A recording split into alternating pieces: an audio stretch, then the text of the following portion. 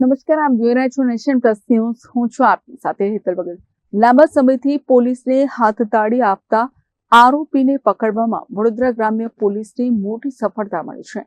હાલોલમાં આરટીઓની ગાડી પર હુમલો કરી લાંબા સમયથી નાસ્તા ફરતા આરોપીને લોકલ ક્રાઇમ બ્રાન્ચે દબોચી લીધો છે. વડોદરા ગ્રામ્ય પોલીસે હાલોલમાં આરટીઓની ગાડી પર હુમલો કરી લાંબા સમયથી નાસ્તા ફરતા આરોપીને લોકલ ક્રાઇમ બ્રાન્ચે દબોચી લીધો છે. આરોપી સૂર્યરાજ ઉર્ફે ખીમલો લાંબા સમયથી પોલીસને હાથતાળી આપી રહ્યો હતો. હાલ એલસીબીએ આરોપીની ધરપકડ કરી વધુ પૂછપરછ અને કાયદેસરની કાર્યવાહી માટે કસ્ટડીમાં લીધો છે. આ હુમલા પાછળનો મુખ્ય હેતુ શું હતો અને તેની સાથે અન્ય કેટલા શખ્સો સંડોવાયેલા છે એ દિશામાં હવે પોલીસે પોતાના ચક્રો ગતિમાન કર્યા છે. Bureau report nation plus news Savli.